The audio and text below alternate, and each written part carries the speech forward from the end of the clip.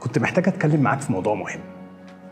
بقالك كتير نفسك تطلب زيادة في المرتب بس مش عارف ازاي. في الفيديو ده هقولك ازاي تتفاوض مع شركتك. أول حاجة لازم تبقى محضر نفسك ومذاكر قبل ما تدخل التفاوض ده، زي إنك تدور على حجم الرواتب المعتادة في مجال وظيفتك، وفي مواقع بتساعدك إنك تعرف المرتب اللي أنت تستحقه في مجال وظيفتك زي وظف وكلاس دور أو بيسكا. تاني حاجة جهز قائمة بكل مساهماتك وإنجازاتك في العمل، زي المشاريع الناجحة أو التحسينات اللي عملتها أو أي تقديرات أنت حصلت عليها. تالت حاجة لازم تكون محدد أنت عايز إيه بالظبط. هل أنت بتدور على تقدير مادي زي زيادة مثلا معينة في المرتب، ولا تأمين صحي، ولا أجازات مدفوعة؟ لو مش محدد طلبك بالظبط هتخرج خسران من التفاوض ده. رابع حاجة اختار الوقت المناسب. حاول تقدم طلبك في وقت تكون الشركة في وضع مالي كويس أو بعد تحقيق إنجاز كبير. بلاش تتفاوض خلال أوقات الأزمات أو لما يكون في تغييرات كبيرة في الشركة. آخر حاجة بقى، خليك مرن في التفاوض علشان لو ما قدرتش تحصل على الرقم اللي انت عاوزه تبقى مستعد انك تناقش بدايل تانية زي ترقيات أو تشتغل أونلاين في بعض الأيام. وما تنساش دايما انك تكون مستمع جيد